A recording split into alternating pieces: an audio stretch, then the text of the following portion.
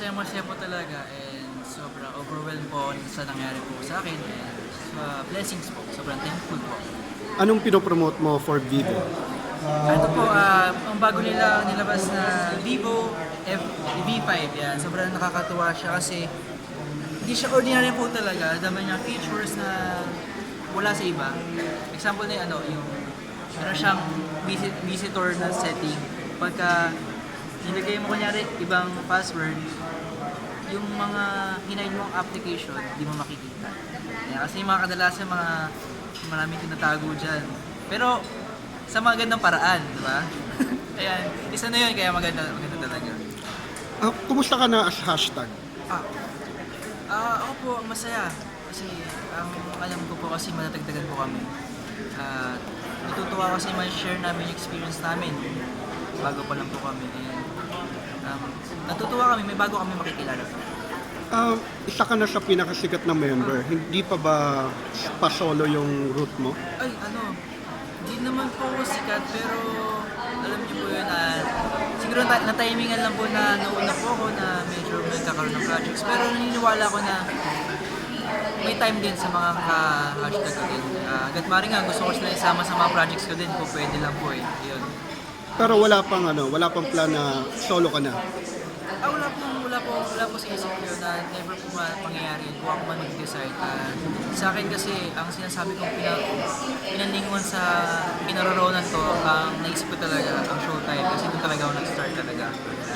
Okay. Anong plan na for the Love Team? May movie na ba? Di ko po masabi kasi kami po ni Inis parang ayaw namin mag-shoot. Hanggat maaari ko na po yung present, yung internet treasure namin, ginagawa po namin yung best namin doon. And sana kung may plano po, thank you po, sobrang thank you. Hindi namin bibigay din namin yung best po namin. Pwede na ba natin sabihin na you're getting closer and closer now? Aminado naman po, nakikita naman po nila, unti-unti namin nakikilala ng isa.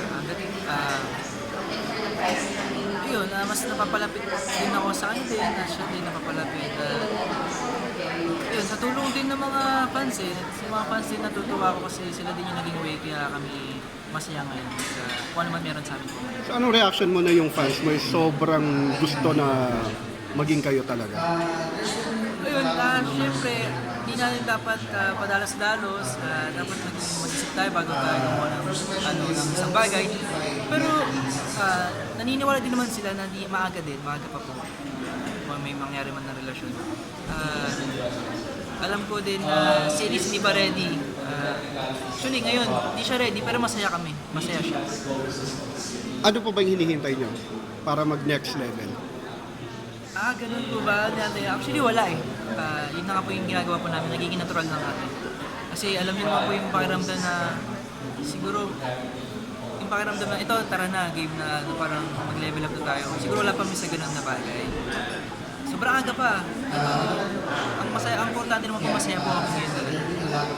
Nakita ko yung Twitter feed mo, you're posting yung mga achievements, mga fans mo na... Opo.